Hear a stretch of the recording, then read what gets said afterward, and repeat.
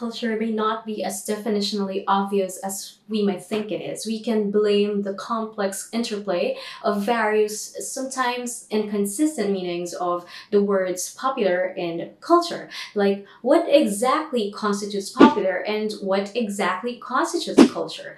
And how can we bring all these stuff together to ultimately operationalize our dear popular culture? Luckily, we have several authorities that could help us with this, and in this video, we are going to talk about what they say, and then we'll talk about how all these make sense in light of popular culture's relationship with its good friend, literature. Founder of pop culture studies Ray Brown stated that pop culture consists of the aspects of attitudes, behaviors, beliefs, customs, and tastes that define the people of any society. Popular culture is, in the historic use of term, the culture of the people. Professor and pop culture expert Dustin Kidd offers a very similar definition.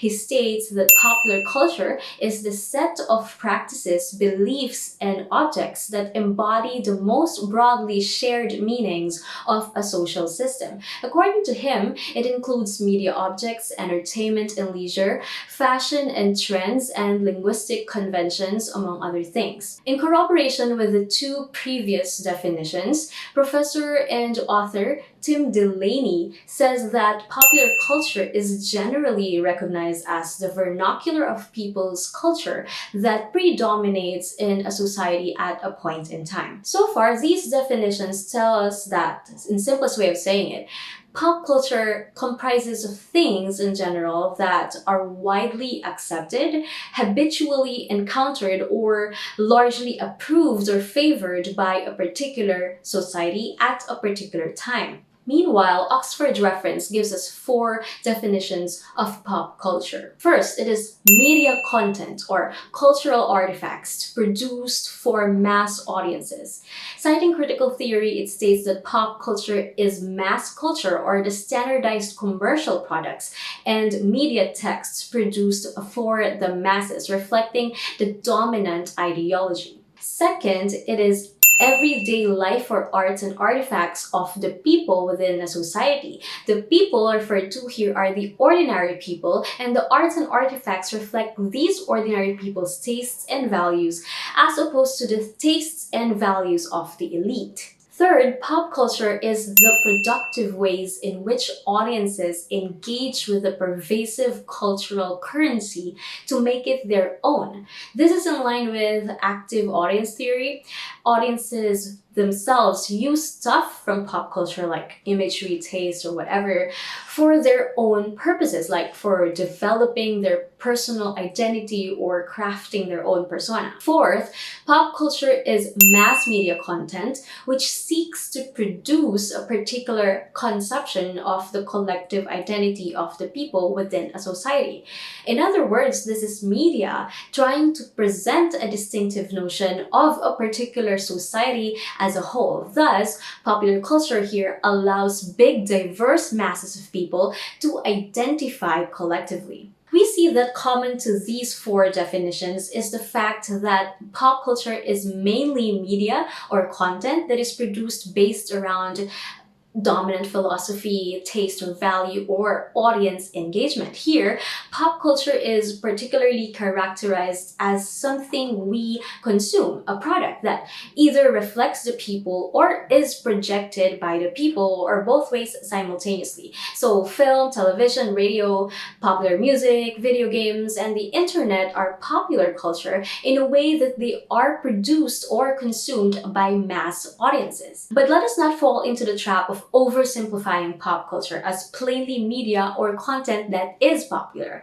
Pop culture isn't made up solely of things that are popular, which is why I said in the intro the meanings can be very conflicting.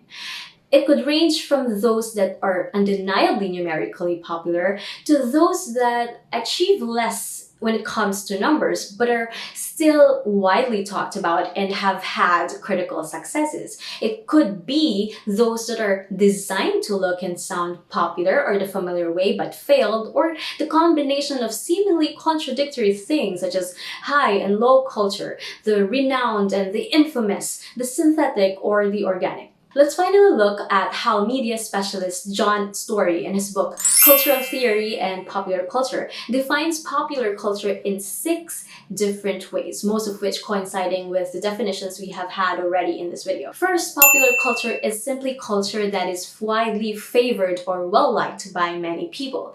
This definition is quantitative in nature because we look at the numbers.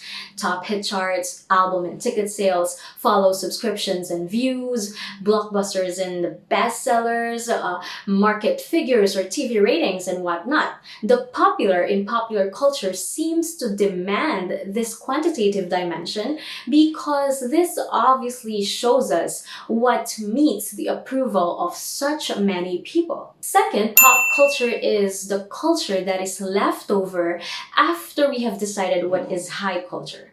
This definition kind of treats pop culture as inferior culture and a marker of class and status. It is claimed that taste is deeply influenced by both social and economic factors and therefore functions to legitimize social disparities.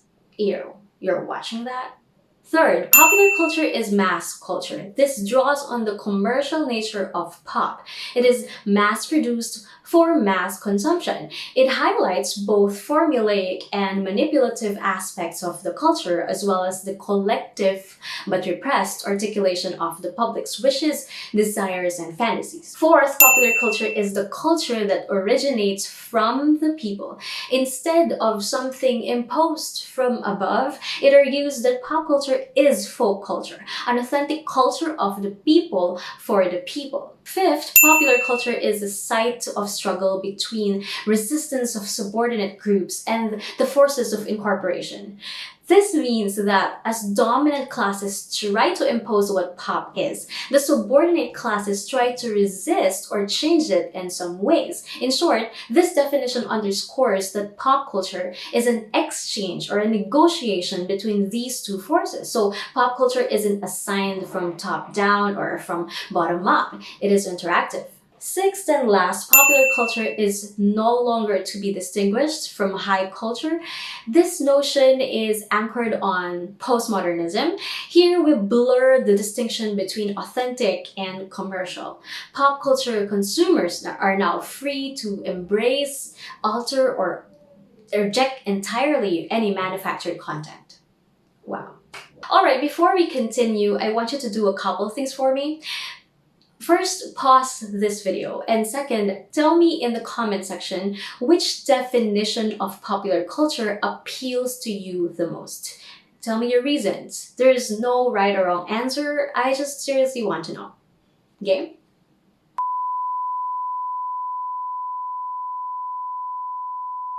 Play? Okay, so what with all these definitions now? I mean, literature and popular culture, right? Well, if there's a parallel between these two gigantic forces in society, it is that they are both an important medium for the articulation of ideas and human experience on a large scale. My perspective has always been that they grow and build together, and that they are distinct yet inextricably connected. Identification of common threads across all those definitions available tells us 3 things. 1, literature is made available through pop culture. 2, pop culture being largely associated with mass culture commodifies literature. And 3, popular culture and literature are constant and inevitable companions for as long as there's a story to tell. My first take banks on the idea that pop culture is almost always synonymous with media content, and since media industries such as film, TV, music, and so on habitually adapt literary works, literature is made accessible to the masses every single time the pop culture is produced. Whether these adaptations are faithful ones or not so faithful ones, the very objectives of literature are fulfilled still. Popular culture forges a link between audiences and literature as it showcases literary inspiration, reference, and themes, and others. Arguably, literature adaptation into popular culture of whatever form fuels or reinforces public interest in such literary works. My second take is taken from an economic lens. We notice from the definitions the tendency of pop culture to be in a position within a capitalistic mode of production, that is, production driven by sales and profit, which happens. The media industry is a huge money-making industry, and so it has to deliver what the public wants. Commodity culture, right? And if literature is adapted into pop culture, literature is now also being commodified in a sense that it has to sell. This we see is the chief reason why adaptations are how they are. Alterations in the original plot, tweaking of the looks of the characters, choice of cast, reduction of violence. These are almost always aimed at commercial success considering the general audiences. Also, using literature as source material, specifically the bestsellers and the popular ones, is usually to attract people to consume pop culture products. Because, commercial success is somehow pre-tested, and literature is a ready-made material that has been proven to sell. And so how is this not commercial? My third take regards literature and popular culture as forever comrades. They'll probably last longer than any of your relationships.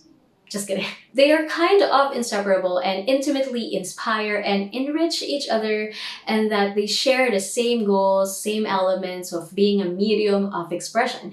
They seek and provide opportunities for negotiation, replication, and artistic reconciliation, just like what people in a relationship do.